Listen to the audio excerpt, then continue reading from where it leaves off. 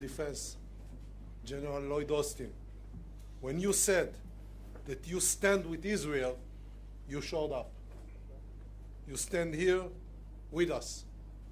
Mr. Secretary, you have shown us what it means to be an ally, to be a friend, to be a brother. The Secretary and I have just left the war room. We sat where decisions are made on Israeli security, on our most sensitive interests. I briefed the Secretary on strategic developments in our region, and the Chief of Staff, together with the IDF leadership, shared our operations.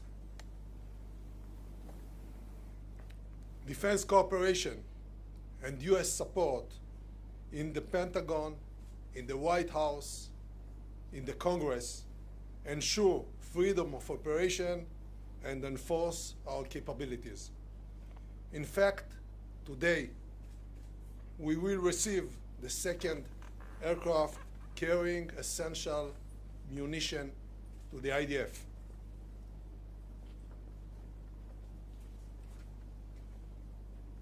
U.S. deployment of assets on land, in air, and at sea sends a strong message to both our partners and enemies in the region. On behalf of Israel's defense establishment and on behalf of our citizens, Mr. Secretary, thank you very much. Let me remind you all, our audience, who is the enemy? Our neighbors is Hamas, the ISIS of Gaza, an organization enjoying the Iranian payroll. I cannot let the world forget the brutal attacks Hamas terrorists conduct against Israeli children, Israeli women, Israeli elderly, and entire families. Murder, rape, kidnapping, this is what we face in this war. This is a war on the existence of Israel as a prosperous state, as a democratic state, as the homeland of the Jewish people. This is a war on freedom and on our common values, and we are on the front line. We will keep fighting, and we will win this war. We will prevail. With your permission, Mr. Secretary, I'll say a few words in Hebrew. מאז יום שבת, מדינת ישראל נמצאת במלחמה. אנחנו נלחמים על הבית, אנחנו נלחמים על העתיד שלנו. והפגישה שסיימנו עכשיו, ידידי מזכיר ההגנה אוסטין ואני, בבור הפיקוד, סיכמנו על שורה של מהלכים וסוגיות אסטרטגיות. אני בטוח כי גם ידידינו ברחבי העולם וגם אויבינו בכל הגזרות מבינים היטב את משמעות הברית הזו ואת משמעות הביקור הזה. מדינת ישראל היא מדינה חזקה, מדינה שבה מתקיים שילוב בין צבא עוצמתי לבין מערכת אזרחית עם חוסן לאומי בלתי רגיל. החוסן שמצוי ב-DNA של כל יהודי הוא תוצר של מאבק הישרדות של אלפי שנים, עם תוצאה אחת שלא משתנה. האויבים שלנו רוצים להשמיד אותנו פעם אחר פעם, ובסופו של דבר אנחנו שורדים, מנצחים והם נעלמים. זה מה שיקרה גם הפעם עם החמאס. זה הגורל שמחכה לחמאס הדאעש של עזה. המלחמה תהיה ארוכה, המלחמה תהיה קשה, ויהיו מחירים, אבל אנחנו ננצח. כבר עכשיו החלנו במקביל לפעולות המלחמתיות גם בשיקום של מקומות שנשרפו והם עוד ישגשגו.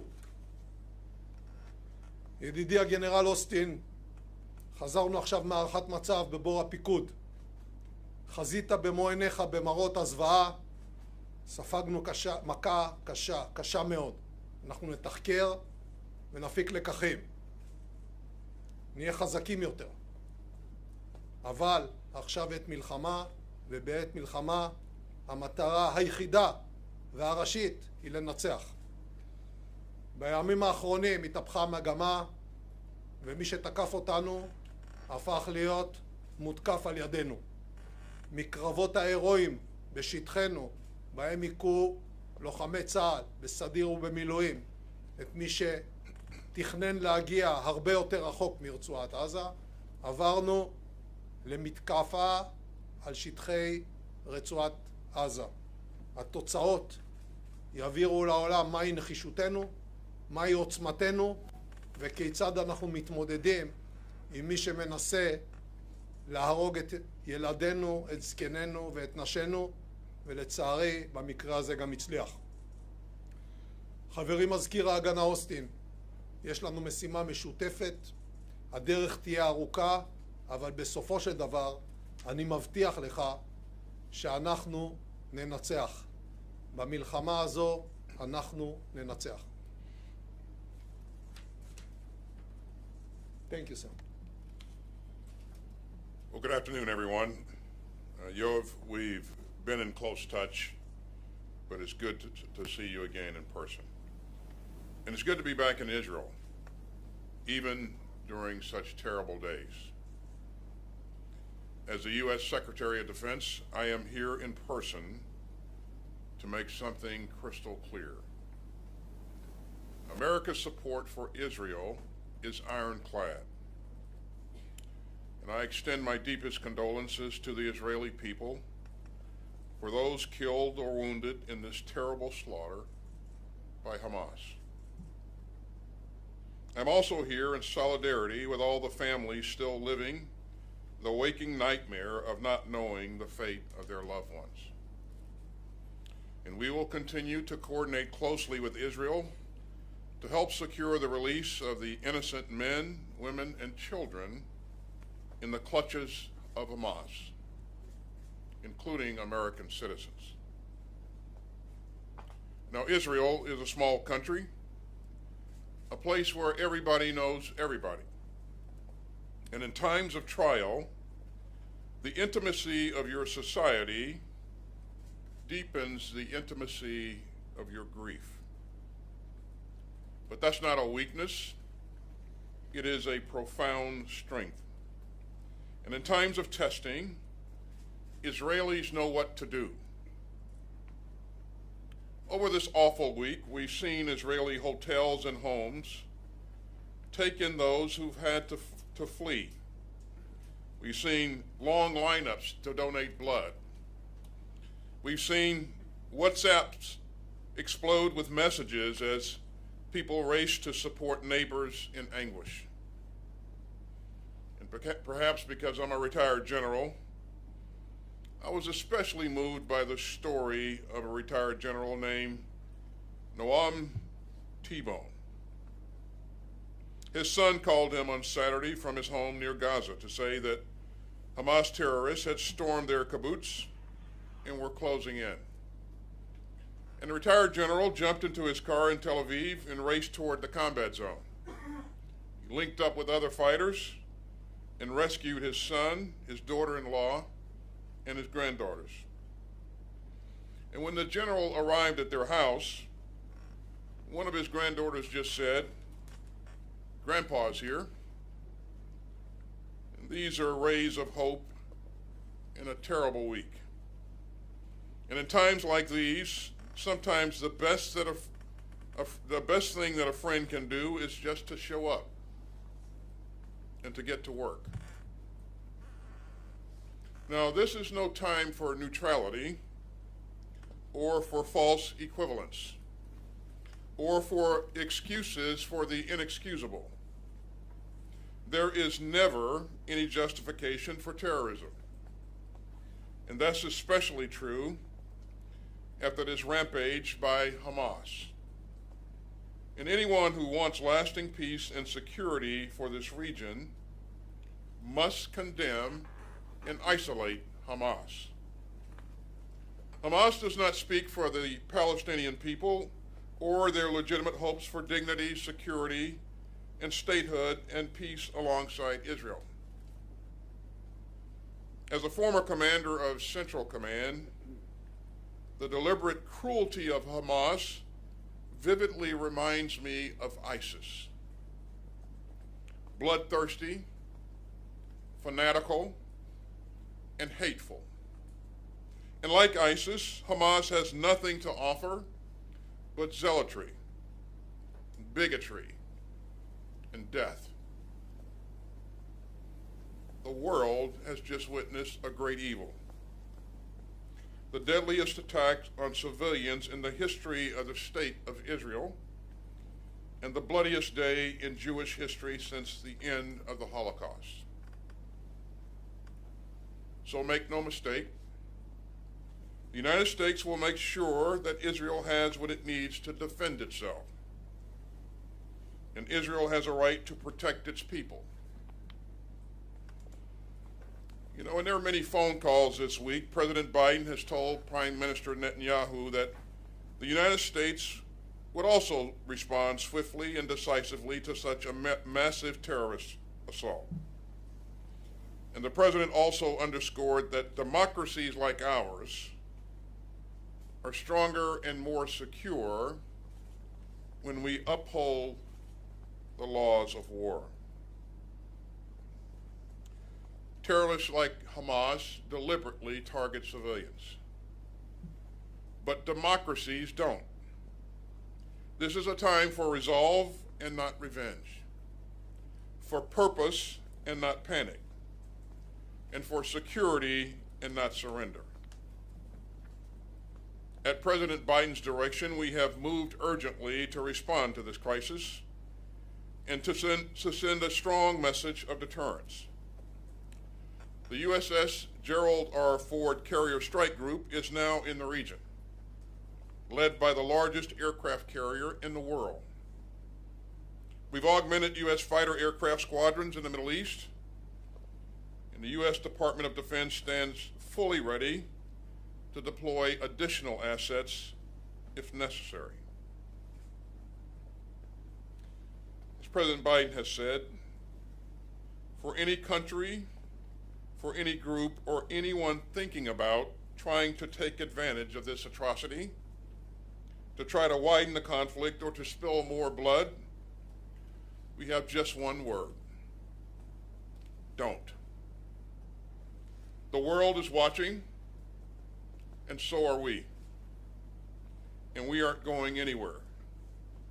We will remain in close contact with our valued partners across the region, and security assistance from the Department of Defense is already rapidly flowing into Israel. That includes munitions and air defense capabilities and other equipment and resources. It also includes more interceptors for Iron Dome to save Israeli lives. And we will continue to ensure that Israel has what it needs to keep itself secure. Now, Hamas attacked at a time of global challenge. But the United States is the most powerful country in the world, and we remain fully able to project power and uphold our commitments and direct resources to multiple theaters. So we will stand with Israel even as we stand with Ukraine. The United States can walk and chew gum at the same time. And U.S. security assistance to Israel will flow in at the speed of war. And as this harrowing week draws to a close, and as Shabbat draws near, we stand together, and we stand strong. The United States has Israel's back, and that is not negotiable, and it never will be. And after this terrible week, I wish you and all the people of Israel Shabbat Shalom. Thank you. We'll be starting with the questions, starting with Alon Ben David, Channel 13. Thank you, Mr. Secretary. Your presence in the Eastern Mediterranean clearly projects power, but should Israel be attacked from the north, from Hezbollah in Lebanon, will you be willing to exercise your force and join the fighting? I ordered additional assets to the region to bolster deterrence. And again, the message that we would send to any country or group thinking to take advantage of this situation and widen the conflict, don't. I won't speculate on anything that could happen in the future. I will just tell you clearly that the United States will continue to support Israel's right to defend itself. Thank you. And please, a question to the Defense Minister. השר גלנט, דיברת בתחילת השבוע על כך שהמטרה של המבצע היא למחוק את חמאס. ואזרחי ישראל שואלים את עצמם מה המשמעות של זה. האם תוכל להסביר לנו מה אתה מקווה להשיג במהלך הצבאי שלך ואיך הוא אמור להסתיים? באיזה מצב חמאס יימצא? אנחנו נמוטט את שלטון החמאס, אנחנו נחסל את היכולת הצבאית של חמאס, אנחנו נוודא שהאיום הזה לא קיים בגבולות שלנו, זה יהיה ממושך, זה יהיה קטלני, זה יהיה עוצמתי וזה יהיה לתמיד. Matt Seiler, ABC.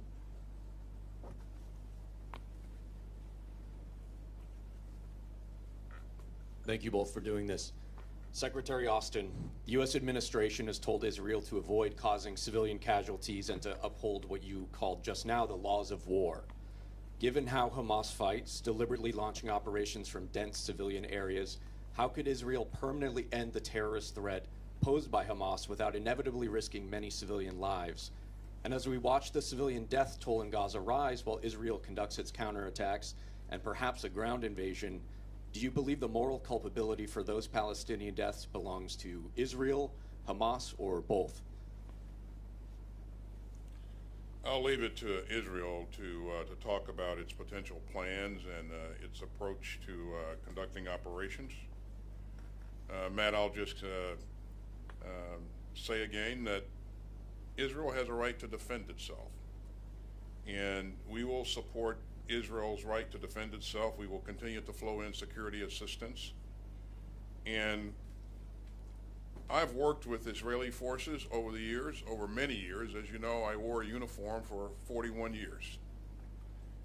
My experience in working with the Israeli forces is they are professional, they're disciplined, and they're focused on the right things.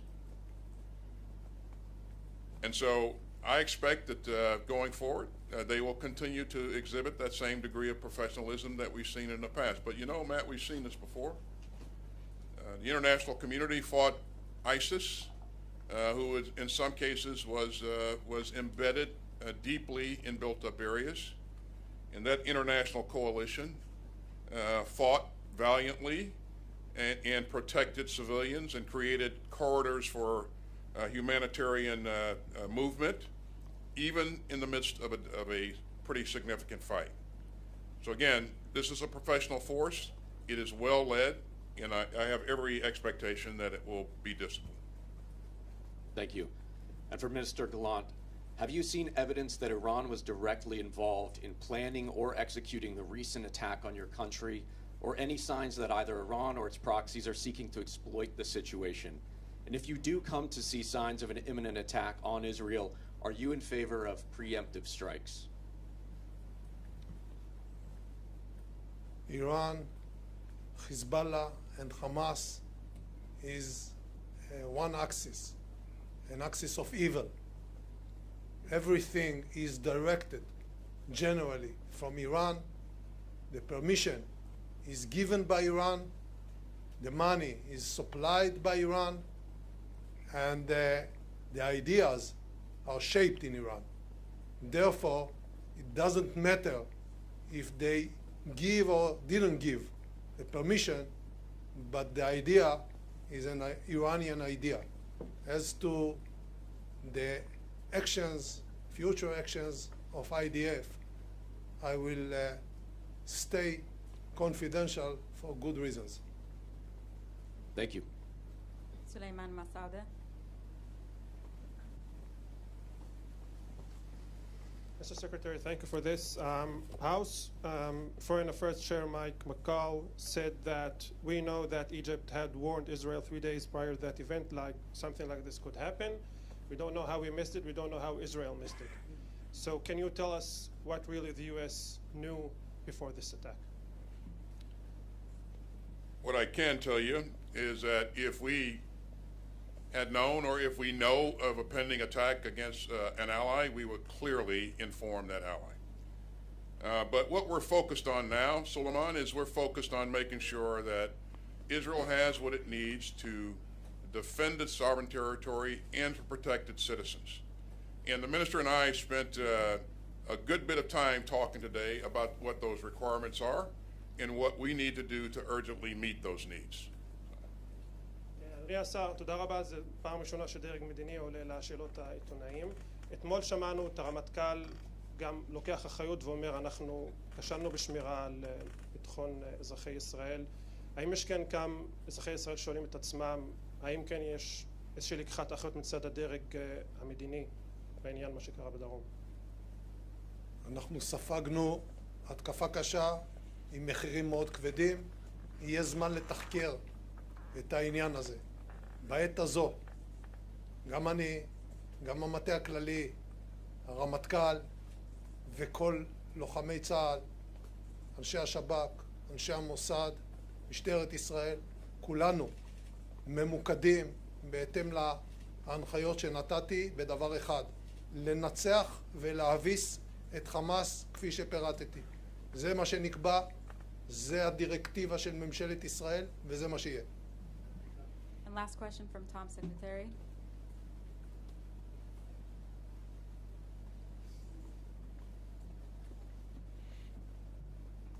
Thanks for doing this. Mr. Secretary, as you just stated, you were involved in the major effort to stop and eradicate ISIS.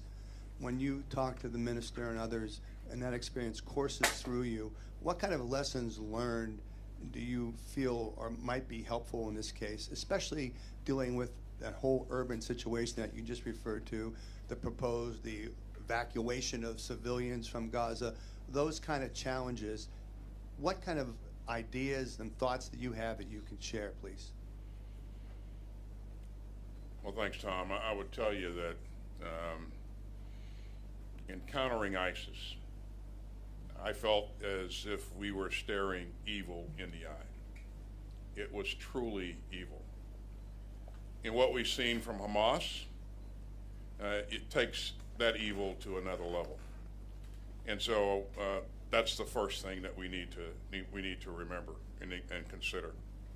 There are a number of things that we talked about today that there are some lessons learned that we'd be more than happy to share with our allies here in terms of operating effectively in dense urban terrain, creating safe humanitarian corridors, making sure that we're thoughtful about how we shape the battle, and making sure that our objectives are well defined, and so we'll continue to share the lessons that we've learned over the years, and of course, as the Israelis prosecute this fight, we will learn lessons from them, and so I think it's this great teamwork that has served us both well over the years, and we'll continue that. Mr. Minister, there's been some confusion over the 24-hour deadline that Israel announced for civilians in Gaza to move south, to evacuate and move south. There was a 24-hour deadline initially reported, and then there's been reports that Israel has modified that, have left it open. In other words, not sticking to 24 hours of a deadline. Would you please clarify specifically, is there going to be a deadline? What can you tell us about the deadline? And what will Israel do, if anything, to help civilians move? Some of the people have said that's Hamas's problem. It's not our problem. Well, first of all, I would like to remind all of us what happened less than a week ago. 1,200 Israelis were brutally murdered, raped, burned alive. Kids were tied one to the other and shot at their hand. This is Hamas. This is the ISIS of Gaza. And as the secretary said, they took evil to another level.